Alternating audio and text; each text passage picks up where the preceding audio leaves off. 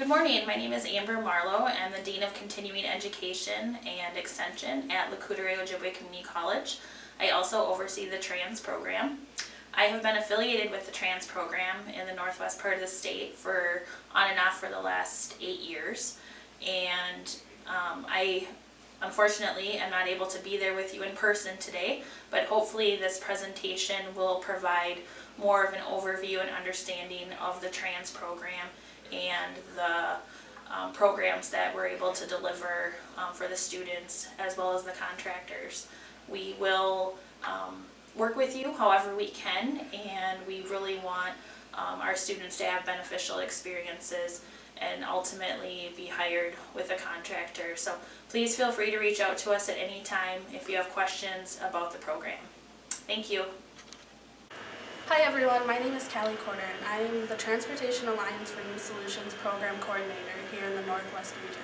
We encourage our contractors to be a part of our program. Ways you can be a part of our program is helping with our curriculum development, be a site for our on-the-job training, or even be a guest speaker in one of our classes. The Transportation Alliance for New Solutions program is funded by the Wisconsin Department of Transportation through the Tribal Affairs Office for the Northwest region. TrANS is a statewide program that is run to prepare participants to enter the construction industry who have historically been underrepresented in the industry. Those individuals are women and minorities. TrANS is also a cost-effective program that helps to fulfill entry-level labor positions for construction contractors.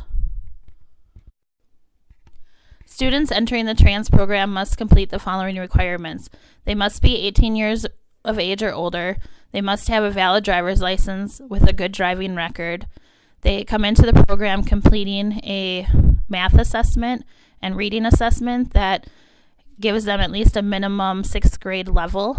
Through this process, they also are assessed through an interview on their ability to speak the English language. Prior to completing the program, they must pass a urine drug screen. They also are aware of other requirements to work in the industry, including the ability to work a minimum of 40 hours per week, and the physical ability to do strenuous labor in multiple weather conditions, and also have the transportation necessary to travel throughout the Northwest region of the state. The Northwest region has had a TrANS program on and off, which has been funding dependent for probably the last 8 years. We've run a few programs out of Washburn, Wisconsin, serving the Red Cliff and Bad River communities. We've ran a program out of Hurdle, serving St. Croix, and a few programs out of Oreilles, serving the Hayward area.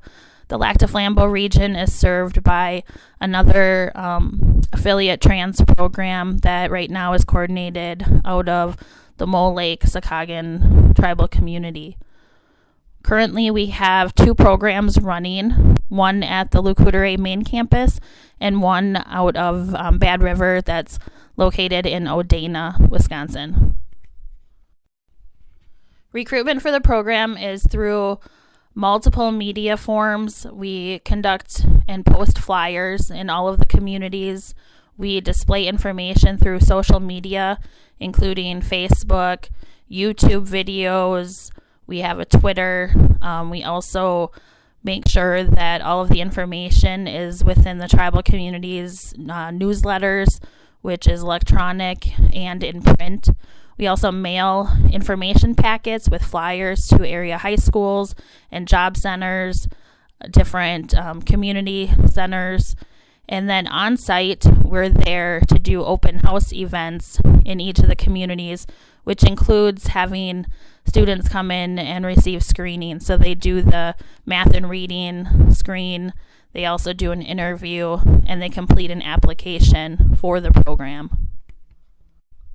So our current program timeline for both we started February 11th with our orientation, and this program will conclude April 23rd.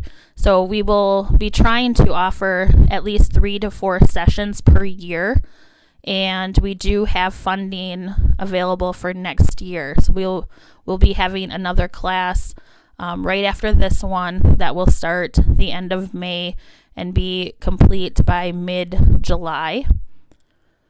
We will expand this service area and hold a class for St. Croix and again at Le Courte. We also do provide gas vouchers available to our participants for them to get back and forth to the campuses. As you can see here in the chart, these are the training modules that have been approved and are consistent with other statewide programs. The students must complete each component to receive their transgraduate status.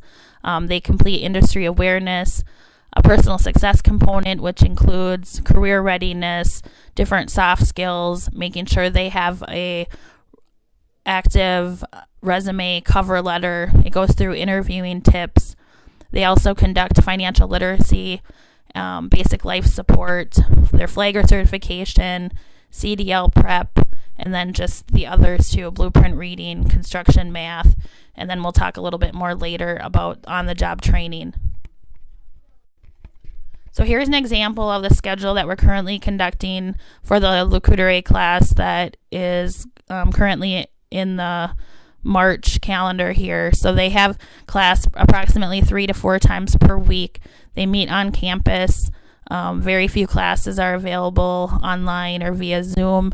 We also have a fitness component, which isn't necessarily on site, but they have a SNAP fitness card that we're able to determine how often they are working out. And then they will have a kind of a final fitness test towards the end of the month that will have a couple different components to it. They also take an Accuplacer math and reading test as a final component of the program. Some of our student data right now for the Bad River site, we have screened 10 potential students there. Currently in the program, there's 3 students, 3 male students, 2 students are from Red Cliff, and 1 student is from Bad River. Our current student data for LCO, we have screened over 15 students. After our orientation program, we currently have 7 enrolled, 2 females, 5 males, and 7 tribal members total. Part of our TrANS curriculum includes an on-the-job training component of 40 hours. For our current classes, the class of instruction will be complete by mid-April at both sites, and then all students will be placed in a 40-hour on-the-job training to hopefully occur the week of April 15th, of course dependent on weather. Before students are placed in the on-the-job training, they must pass a urine drug screening that's conducted at a local clinic. So students completing the TrANS program do leave the program with multiple certifications. They are certified in first aid and CPR and have their basic life support through the American Heart Association. They will have received their OSHA 30.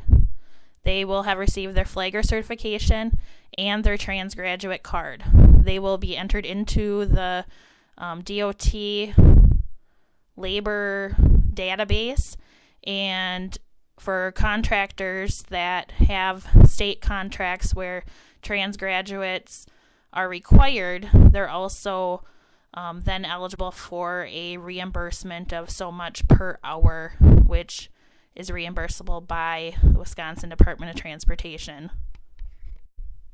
Through the program, some of the assistance we're able to provide are work boots, all personal protective equipment as far as related to students doing their on-the-job training, as well as their tool identification, safety, and hands-on project. They're also eligible for gas vouchers as long as they have perfect attendance and are coming to all of their classes. Once they take their CDL permit with the DMV, the program can reimburse them for their actual permit cost. All certificates and fees and course materials are covered through the funding. And once the student or trans graduate is employed with a contractor, and we have that verification, they can also receive some additional assistance from us regarding travel. So if they in that interim between when they're hired and when they receive their first paycheck, we are able to help cover some mileage and per diem cost, hotel fees, if there's anything that they need. So for our current program, we will have a TrANS graduation on April 23rd. We also have the motto, of course, once a TrANS grad, always a TrANS grad. So they're always welcome to come back for refresher, for trainings, if they want additional training, if they are looking to, kind of wait and then take their CDL, they can always come back and get reimbursed for those permit costs. We will also assist them with placement and be working closely with area contractors, and also be able to bring them to certain conferences, events, meet and greets where contractors are at. So we really urge you to be involved in our program. Again, ways you can do that are to assist us with curriculum. If you think we have, there's something missing and something is needed, please let us know. You can always be a guest speaker in a class. You can be a site for their on-the-job training. So pretty much anything that you want to do to be involved, we urge you to do that. Although we're not there in person to answer questions, please feel free to reach out to us with any kind of comments, feedback, questions that you may have at any time. And we hope to talk to you soon. Thank you.